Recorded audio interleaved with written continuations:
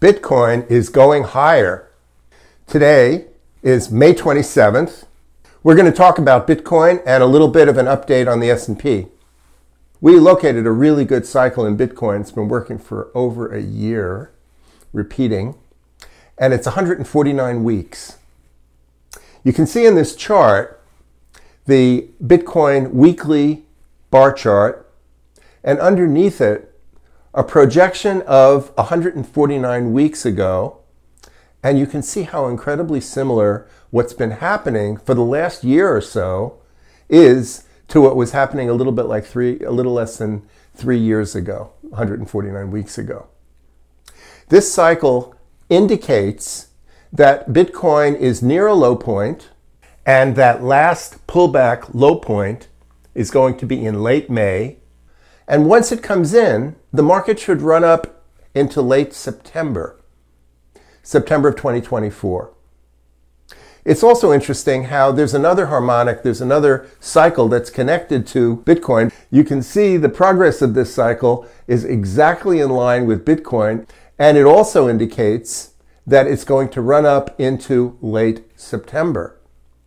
And when you see two cycles in a market on a weekly chart that both agree on a high nearby in this next few months, that cycle high is probably very important.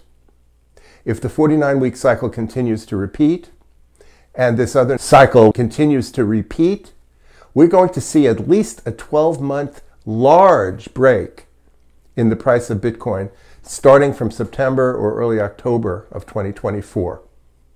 So get ready. The roller coaster has been going on for some time, and a likely reversal in trend, and a major one, is likely coming for Bitcoin in the fourth quarter of 2024. Now, coming back to the S&P, we have been saying there would be a high on May 23rd. It turns out the market rallied to May 23rd, had a surprising reversal day, which didn't seem to make sense in terms of the fundamentals, and yet it did happen. And then on Friday it went up on the 24th. Sunday it's gone up a tiny bit more into Monday on the 27th into Memorial Day. And what we're expecting now is no different than what we had thought, except we can refine it a little bit. We think that there were two possible cases. One was the 18-year cycle was going to repeat 18 years and 10 days. And the other one was that the 28-year cycle was going to repeat. Well, we found another cycle at 7.77 years, and it's specifically aligned using our knowledge from Trade Forecast Mastery. We can see that this cycle is real and that it is repeating and has been repeating for over 13 months already. That cycle aligns more with the 1996 market as to what's going to happen next. And what does happen next is what we had said. We're looking for a market to go down into the 13th of June and then have a rally until roughly the July 4th weekend, and then have a big break in July down into late July. The 16th of July and the 24th of July are potential lows.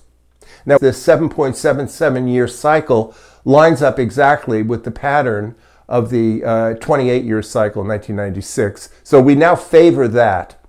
And what's interesting about that is, first of all, it doesn't really get nasty until the end. The last part of it in July is where most of the damage is done. And at this point, right now, we're looking for a decline to June 13th.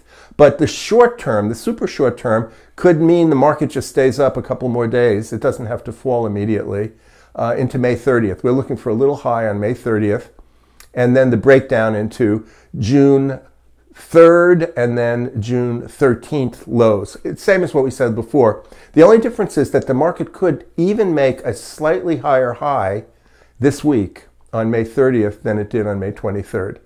It may not do so, but it's possible. Our momentum balance technique indicates there's a target line up there on a 10-minute chart on a very short-term basis where we could have one more spike before it reverses down. We're still expecting a decline. We're still expecting a fairly significant decline. But the way it looks right now is we'll get what we can get on the way down in June, and we do expect some meaningful level of decline. But once that happens, the market in both the in the market in both the 28-year cycle and in the 7.7-year cycle, both of them go chop, chop, chop. They go sideways, and up into the July 4th weekend. So there's a lot of noise.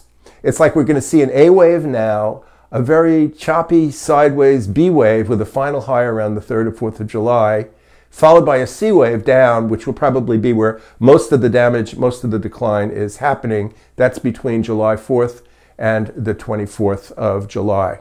In our May 14th video, we gave some very specific detailed pivot dates going forward.